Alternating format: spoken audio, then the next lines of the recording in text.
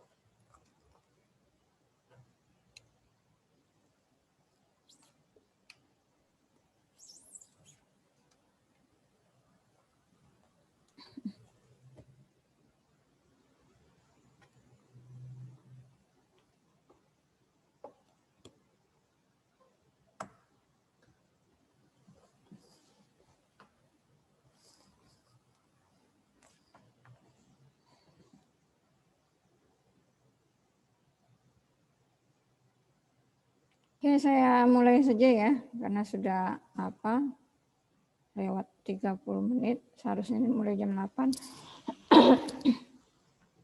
Oke, Assalamualaikum warahmatullahi wabarakatuh. Waalaikumsalam warahmatullahi wabarakatuh. Melanjutkan materi yang minggu kemarin. Kalau minggu kemarin kan cuma sampai jenis pondasi tiang ya. Nah, ini minggu ini masuknya atau kita membahas sudah mulai ke perancangan ya, mulai ke perancangan perhitungan pondasinya. Nah, ini saya share materi.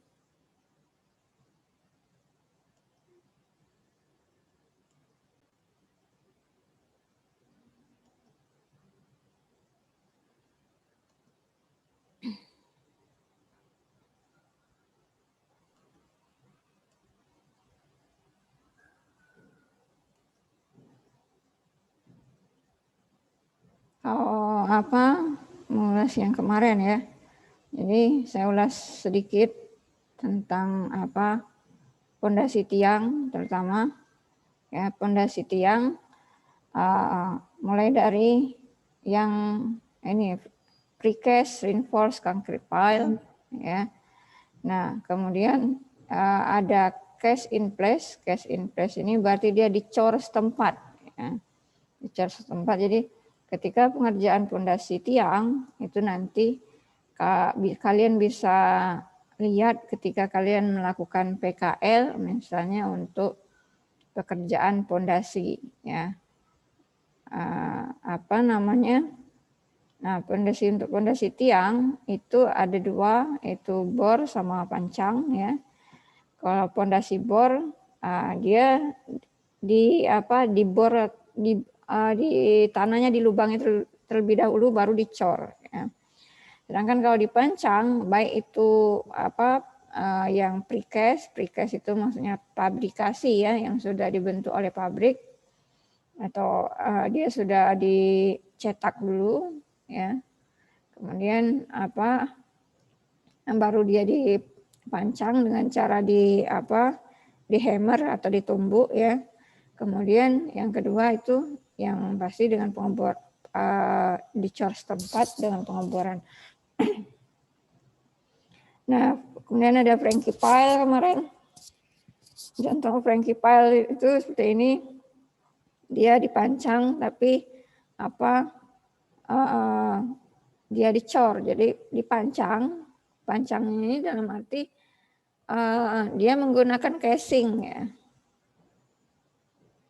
Nah, kemudian ini sama solid point pipe piles, ya. Ada open end steel pipe piles, kemudian Raymond pile, simplex concrete pile, ada BSP base driven case pile. Biasanya yang pakai casing ini ya, dia tanahnya itu berada di bawah muka air. Jadi dia butuh casing untuk biar bisa pondasinya dicor di tempat. Ini balik ke sini, kemudian ini, nah ini ya, yang gambar ini, nah ini yang sering kita lihat, ya, ini pracetak, dicetak sebelumnya. Nah ini dicetak sebelumnya, kemudian ini biasanya dia dipancang.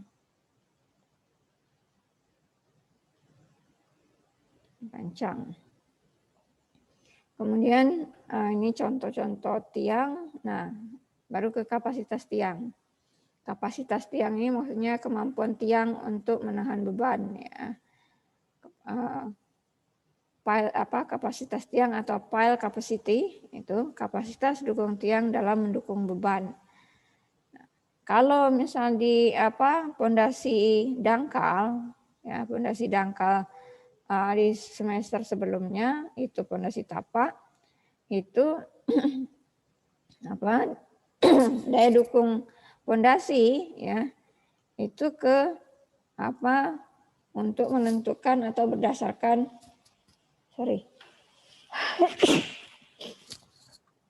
daya dukung pondasi ya itu berdasarkan lebar pondasi ya, lebar B atau L atau B atau dan L ya. Kan pondasinya tapaknya B dikali L. Nah, sedangkan untuk pondasi tiang ini pondasi tiang ya. Pondasi tiang kalau dia konstruksinya skala besar ya. Untuk pondasi tiang ini minimal 2 tiang ya. Ada nggak Bu 1 tiang? 1 tiang itu sangat jarang ya biasanya. Jadi pondasi tiang kalau kalian lihat di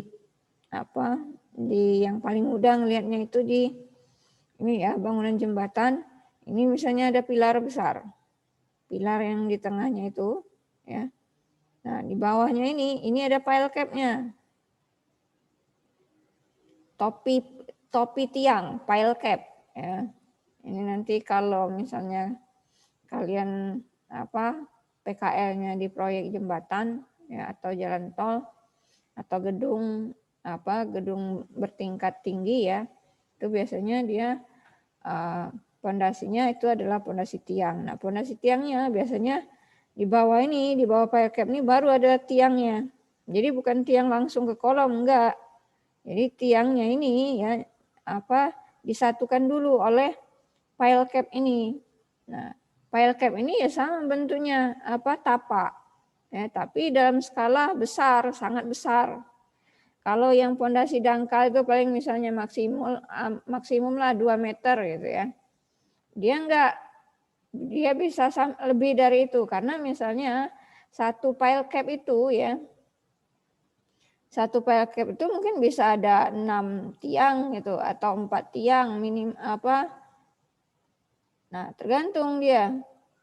Kalau misalnya kayak jembatan ya, dia pasti satu pile cap, satu pilar itu kan satu pile cap. Itu dia banyak tiangnya. Nah, ini namanya tiang kelompok. Tiang kelompok. Nah, satu ini di sana namakan tiangnya satu aja, itu tiang tunggal. Satu tiang maksudnya. Nah, nanti yang kita pelajari di pondasi 2 ini ya, pertama itu ya tetap ini yang dipasti yang kalau yang di dangkal itu kita nentuin nilai B ya. Kalau di pondasi tiang kita menentukan D kemudian S kecil ya, S kecil ini kalau D ini diameter pondasi ya kan. Kalau dia pondasinya lingkaran bulat.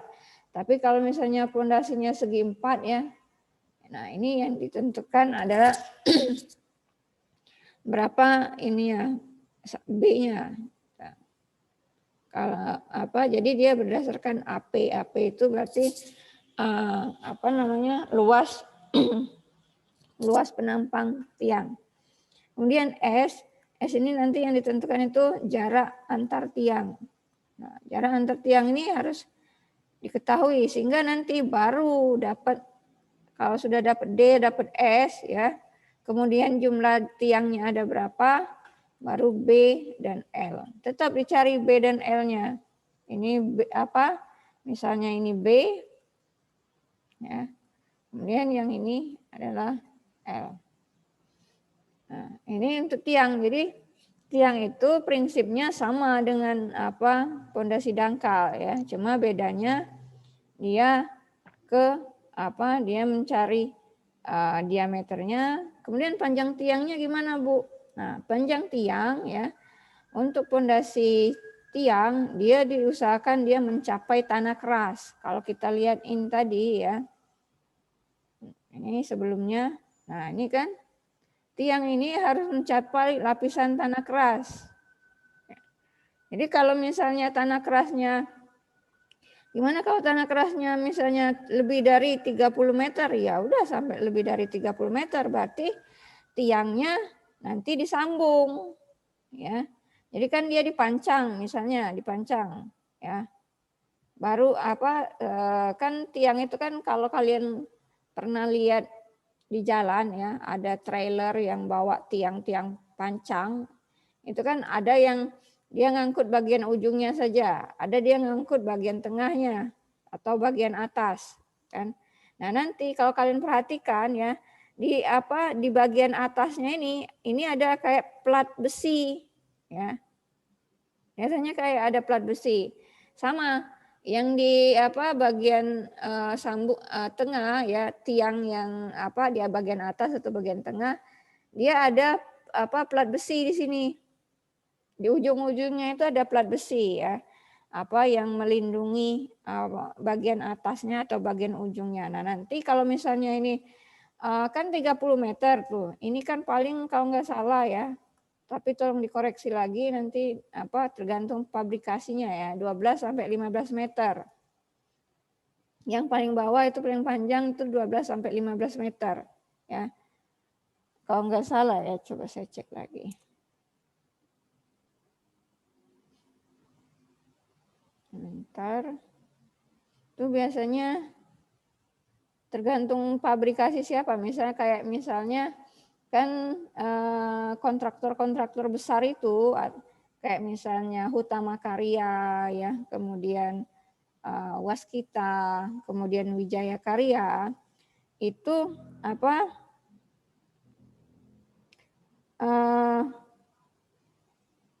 dia punya pabrik sendiri ya untuk mencetak tiang-tiang itu. Kayak misalnya nih ada jalan tol Kapal Betung atau Palindra ya. Kayak Waskita dia punya untuk precast, untuk pabrikasi, untuk produksi tiang itu di Jakabaring misalnya. Kemudian misalnya untuk HK Hutama Karya yang Kapal Betung itu ya, mereka ada untuk produksi tiang itu di Indralaya misal. Bentar ya.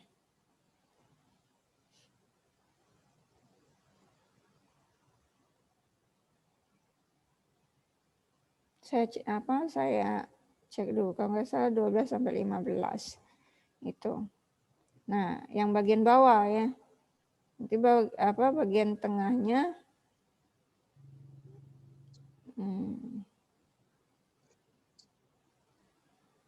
ini nggak ada ya.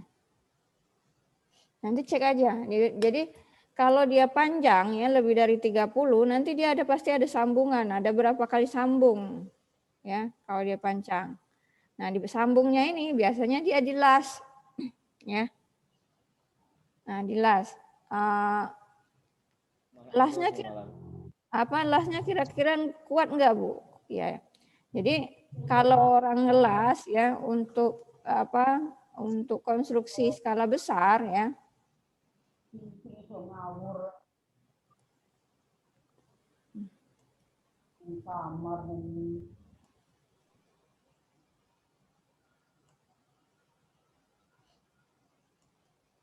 Kalau untuk skala besar, jadi ngelasnya itu bukan kayak ngelas biasa yang kalian lihat orang bikin tralis itu, enggak. Jadi untuk ngelas ya, nanti kalian belajar di baja. Itu kalian belajar di baja, ada namanya sambungan las. Ya. Sambungan las itu kan ditentukan ada kekuatannya, ada tegangannya. Jadi tegangannya itu harus lebih dari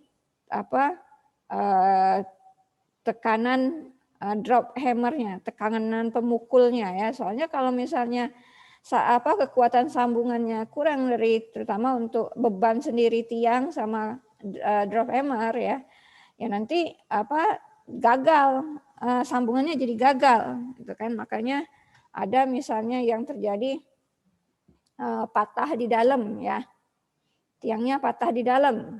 Nah, itu jadi penyambungan ini dilakukan sebelum tiang ini ya. Jadi sebelum dia masuk ke dalam, dia disambungnya di permukaan tanah. Nah, setelah dia selesai disambung, baru dia dipancang lagi, baru dia dipukul lagi ya sampai kedalaman tertentu. Nah, ini tiang ya. Nah, jadi dia dipancang itu sampai kedalaman tanah keras. Kalau kayak di tanah lunak ya, tanah lunak itu berarti kondisinya di bawah muka air. Misal kayak kita di Palembang ini. Tadi Palembang ini kan 60% lah lebih kali mungkin ya. Itu adalah rawa kan. Walaupun dia sudah ditimbun ya. Walaupun rawa itu sudah ditimbun, itu yang dilihat itu adalah tanah dasarnya atau tanah aslinya. Tanah aslinya apa? Rawa. Ya itu rawa. Rawa itu tanah lunak. Karena apa? Pondasi itu nanti akan dipancangkan atau akan ditanamkan di tanah aslinya gitu. Nah, kemudian otomatis untuk tiang ya dia harus mencapai tanah keras. Karena kenapa? Kalau dia tidak sampai tanah keras ya, maka beban konstruksi yang di atas itu ya, misal gedung atau jalan ya, dia akan tetap terus membebani kalau nggak ditahan. Kan misal nih ya, ini tanah keras, sedangkan pondasi kita itu di atas tanah keras, nggak sampai tanah keras, di atas di atasnya saja. Nah, tetap saja ini ya, kalau misalnya ini dibebani, kan pembebanan itu akan bertambah seiring waktu. Ya. Misal jalan ya, misal nanti kapasitas jalannya atau kapasitas jembatannya bertambah, otomatis bebannya juga bertambah. Nah, dari jenis kendaraannya yang tadinya dia cuma kendaraan biasa, truk biasa yang paling truk 2 as yang lewat, taunya setelah beberapa tahun itu ada truk misalnya 5 as gitu kan, atau malah sampai 7 as gitu kan. Otomatis beban jembatan itu akan bertambah. Kalau dia beban bertambah, otomatis dia akan terjadi pemampatan pada tanah. Jadi yang tadinya itu kan pile cap kan di atas tanah tuh atau di dalam tanah. Nah, dia yang bersentuhan langsung dengan tanah, dia akan terus turun. Ya, turun terus. Nah, ini akan terus turun sampai kedalaman tanah keras. Nah, kalau misalnya tiangnya itu tidak pancang sampai atau mencapai kedalaman tanah keras.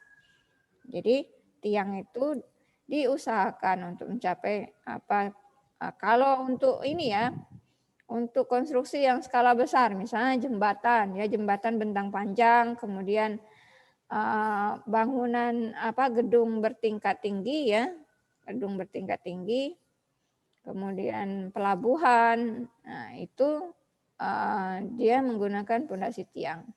Nah, terutama untuk yang pondasi untuk yang di atas tanah lunak itu harus mencapai kedalaman tanah keras.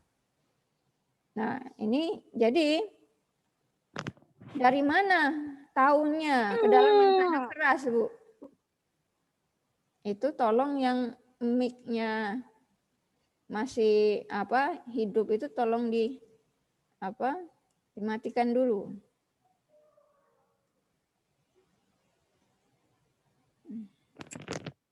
Tiara Ranti.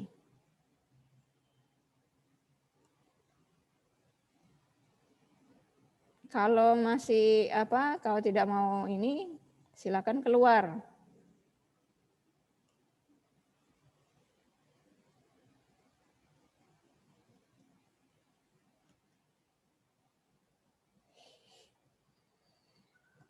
Nah, kedalaman tanah keras dari mana? Diketahui dari hasil penyelidikan tanah, sondir. Ya, sondirnya itu adalah CPT dan SPT. Nah, jadi makanya kalau misalnya ada proyek kayak jembatan atau gedung kemudian tower, itu mereka melakukan penyelidikan tanah dulu ya untuk mengetahui pertama jenis tanah, kemudian yang kedua kedalaman tanah keras ya. Jadi kalau untuk jenis tanah, tanah ini tanah keras atau tanah kaku atau apakah dia tanah lunak. Kalau tanah lunak dilakukan penyelidikan tanah lagi untuk mengetahui dia jenis tanahnya kaku atau lunak, itu adalah SPT ya. Untuk mengetahui kedalaman tanah keras itu CPT. Ini kedalaman tanah keras. Jadi sondir itu ada dua, SPT dan CPT. CPT, SPT. SPT ini untuk mengetahui daya dukung tanahnya, apakah dia tanah lunak, apa tanah kaku, keras ya. Kemudian CPT itu untuk kedalaman tanah keras. Nah, jadi nanti yang diperhitungkan itu kalau D itu DF-nya itu dari nilai ini CPT. Jadi yang dicari cuma diameter tiang, kemudian jarak antar tiang. Nah, untuk mengetahui kapasitas tiang ya itu ada dua cara. Cara statis sama dinamis ya. Kalau statis berarti dalam keadaan diam ya. Nah, ini ya ini kapasitas atau daya dukung ultimate neto tiang tunggal. Jadi dicari untuk kelompok ya, untuk tiang kelompok dia cari dulu yang satu tiang, kemudian baru nanti dikalikan dengan pengali untuk tiang kelompok. Nah, ini daya dukung ultimate QU itu adalah QB plus QS minus WP. Ya. QB-nya QB-nya tahanan ujung bawah ultimate. Kemudian QU besar itu daya dukung ultimate neto. WP itu adalah berat sendiri tiang. WP itu W itu berat itu dari weight. P-nya itu adalah pile. Jadi QU sama dengan QB plus QS minus WP. WP berat sendiri, QU itu daya dukung ultimate neto, QB tahanan ujung bawah, ya, dan ujung bawah berarti yang bagian dalam. Kemudian QS, nah QS ini tahanan gesek. Nanti ada di sini. Nah, QS itu tahanan gesek. Nah, Q sama tahanan ujung ultimate secara pendekatan dapat dihitung dengan menggunakan persamaan kapasitas daya dukung pondasi dangkal. Ini kan rumus daya dukung pondasi dangkal kan. Jadi itu QU sama dengan CNC plus QNQ kalau dia plus 0,5 gamma B N gamma. Nah, karena dia pondasi tiang itu diameter, yang ini kan awalnya itu B, dia diganti D, ya. Kemudian ini PB ini sama dengan Q, itu gamma dikali DF.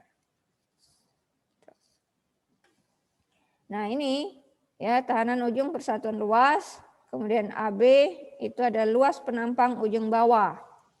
Jadi kalau misalnya kalau dia dari bawah sampai ke atas itu bentuknya sama, lurus saja, ya berarti yang ini bagian penampang bawah. Luas bawah, ini luas atas. Nah, kemudian pH ini gamma ya, gamma dikali Z atau sama dengan tekanan overburden atau berat sendiri. Overburden ini berat sendiri ya.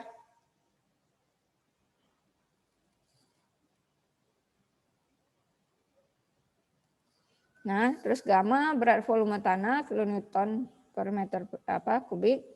D itu diameter tiang, NC, NQ, N gamma itu faktor kapasitas dukung. Itu di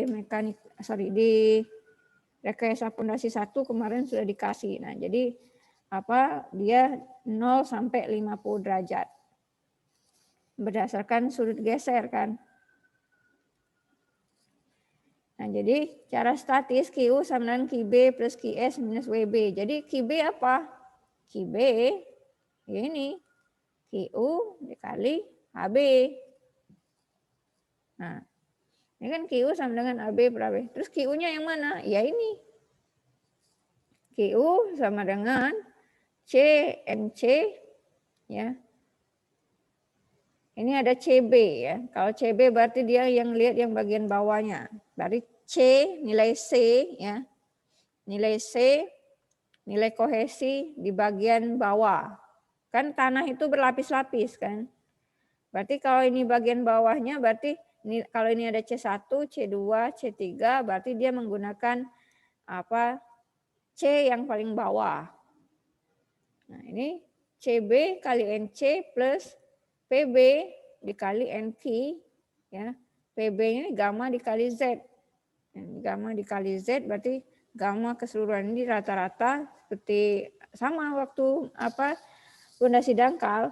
Kemudian 0,5 atau setengah gamma diganti B diganti D. D kali N gamma. Ini ya. Jadi kemudian AB ya ini dikali kalau misalnya QB berarti ini tadi. Yang ini dikali AB. Nah, ini diganti ke sini yang atas itu. Kemudian nah ini ya ini tadi nah. Ini kan QU-nya. Ini AB. Kemudian tegangan D itu QS per AS CD plus tau D.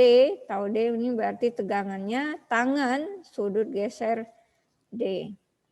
Ini K koefisien tekanan lateral itu tekanan horizontal dibagi tekanan vertikal. Nah QS-nya ini QS sigma AS dikali tau D. Tau sigma AS dikali CD plus KD dikali P0 tangan sudut geser D. Nah, berarti kalau sudut sigma ini ya, berarti dia ada ada lapisan 1, ada lapisan 2, ada lapisan 3. Misalnya kalau tanahnya berlapis-lapis kayak gini tadi. Berarti ini ada AS1, AS2, ya, AS3 dan seterusnya. Atau ini kalau dia ini sigma kayak gini berarti ini CD1, KD1 ya, sesuai dengan lapisannya. Ya.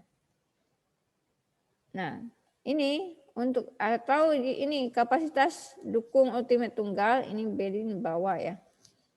CB-nya di bawah, NC di bawah. Ini sama. Jadi QU kan ini dia tadi. Rumus awalnya nih kan. QU minus sama dengan QB plus QS minus WP. Ini 10 menit lagi ya, habis. Nah, habis itu nanti kalau ini langsung nutup, kalian ke sesi kedua, langsung klik sesi kedua ya. Ini kan 10 menit lagi. 10 menit lagi berarti langsung klik ke sesi kedua. Ya, ini jadi tadi QU itu berarti ini AB dikali ini tadi kan CB kali NC plus PB dikali NQ plus setengah gamma kali D N gamma.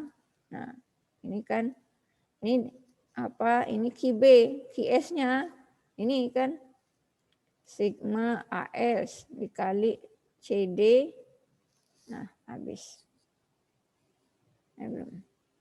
Dikali CD ya plus KD kali P0 tangan apa tadi hitungan D.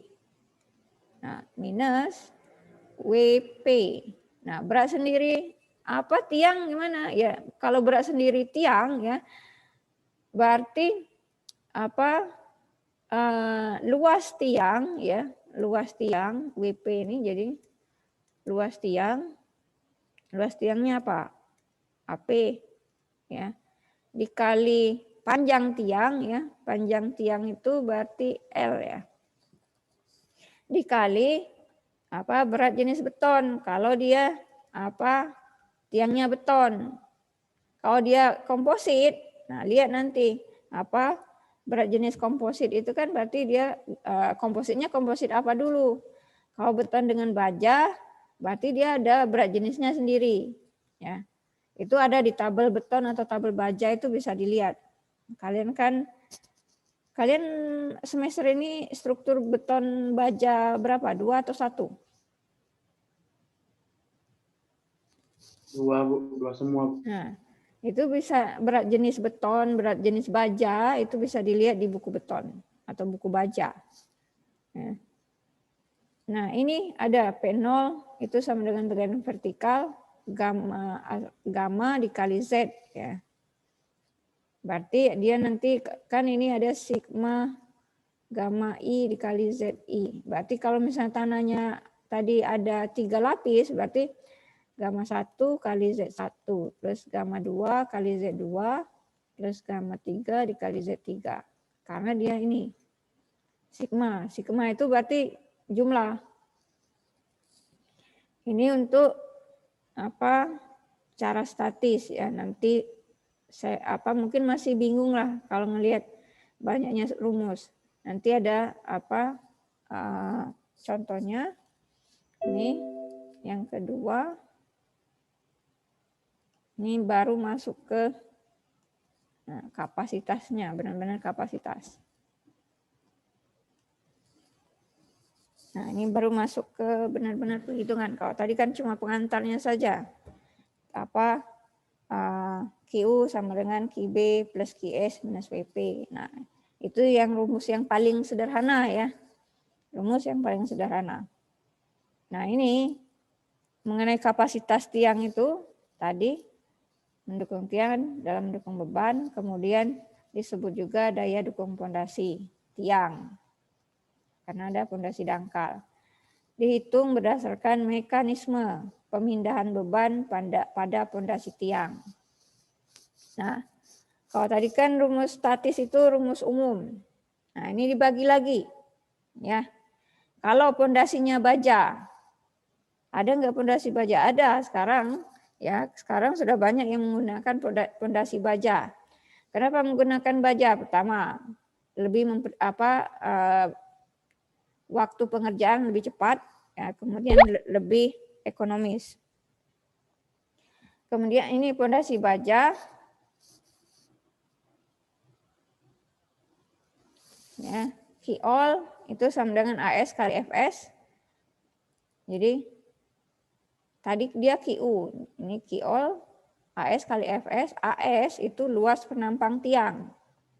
FS tegangan izin baja. Nah, tegangan izin baja ini kan ada, kalau FS-nya itu tergantung bajanya tegangan izinnya berapa.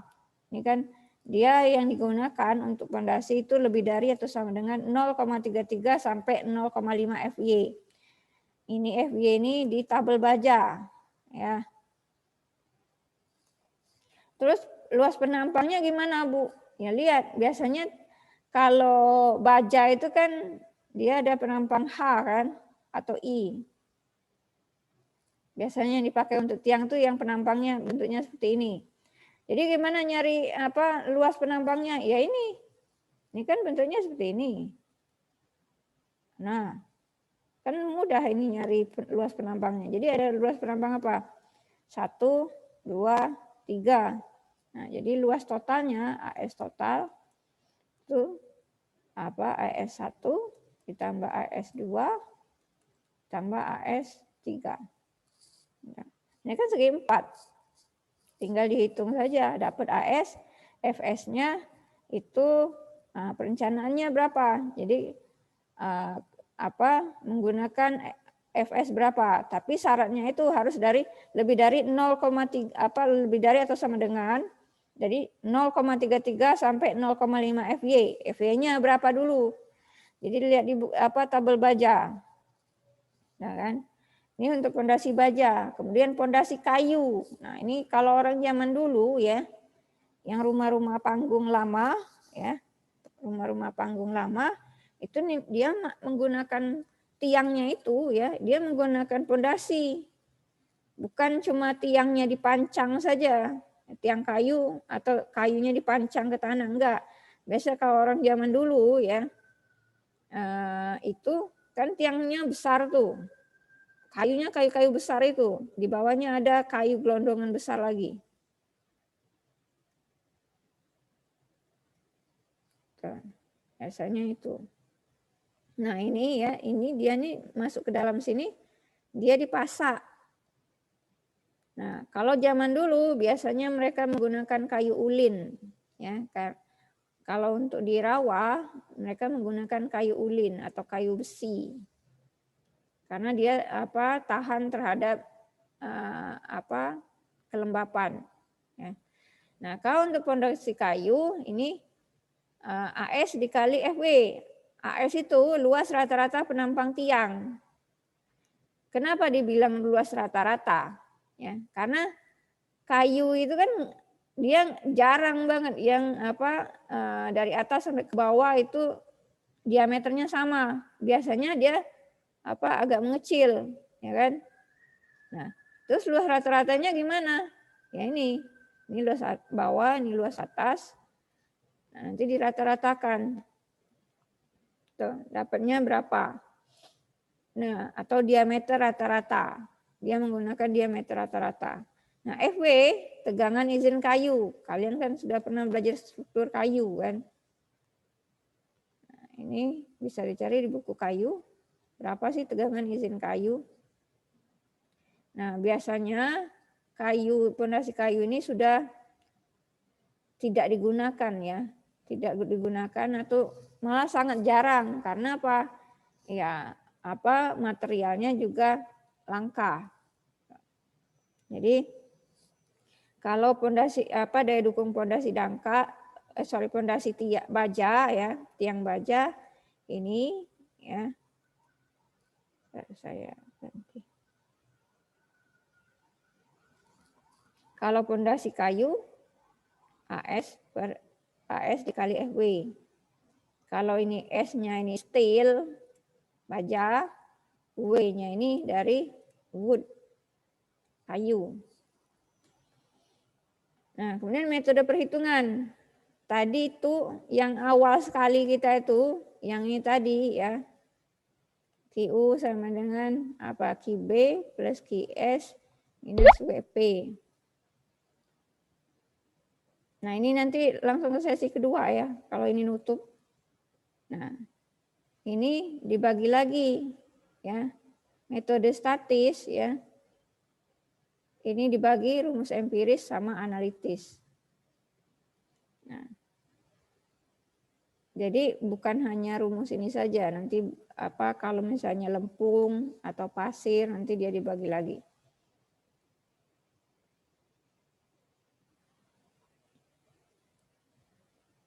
Metode statis itu rumus empiris ini